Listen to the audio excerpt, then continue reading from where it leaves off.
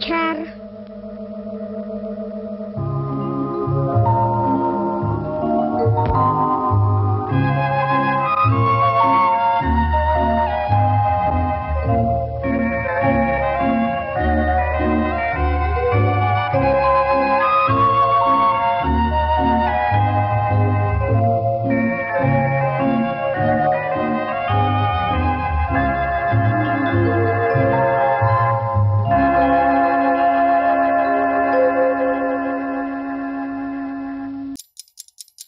Na co myslíme už pondělí ve škole?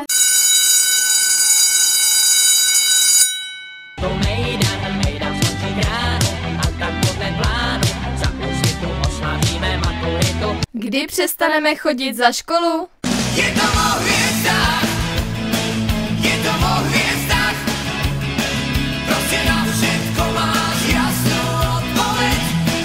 Proč chodíme do hospody víc než do školy? Je to blízko. Naše pocity, když si píšeme omluvenky.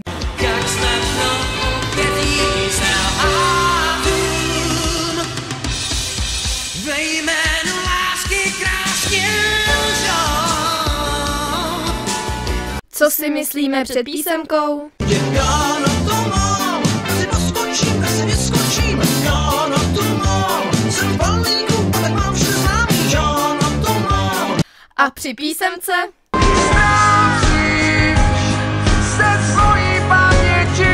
Jaký je pocit učitelky, když chází do třídy se samými pětkami?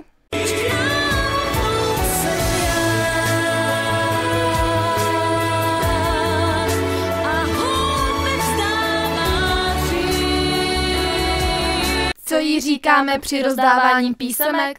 Pětku ne, já jsem v tom nevinně, tak prosím pětku ne, tak prosím pětku ne.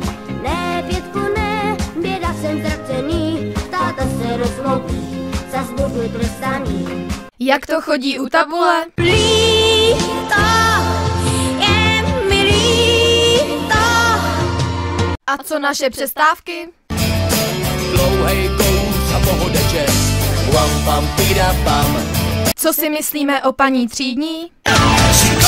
Sikočka a perfektně urobená. Jak vypadají naše hodiny na počítači? Já jedu Facebook, jedu Facebook.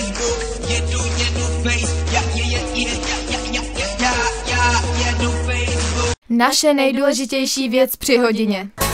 Když se načančám, když se načančám, když se načančám. Co pijeme před učitelema?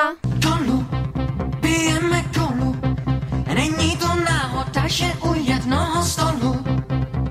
Diví, asi se diví. A co když odejdou?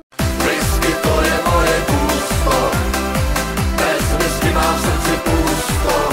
Jak si rodiče představují naší budoucnost? Promovaní ženíři, hlavy študované.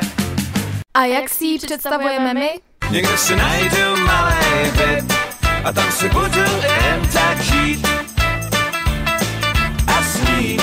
Co nám říkají rodiče na to, že maturujeme?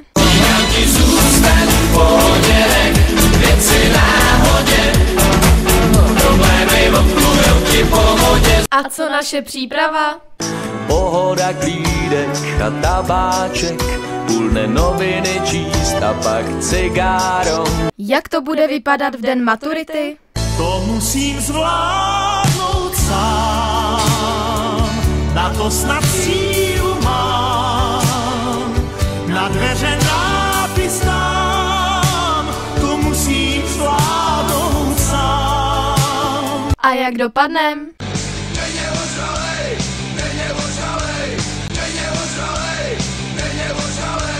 Ale co je pro nás nejdůležitější?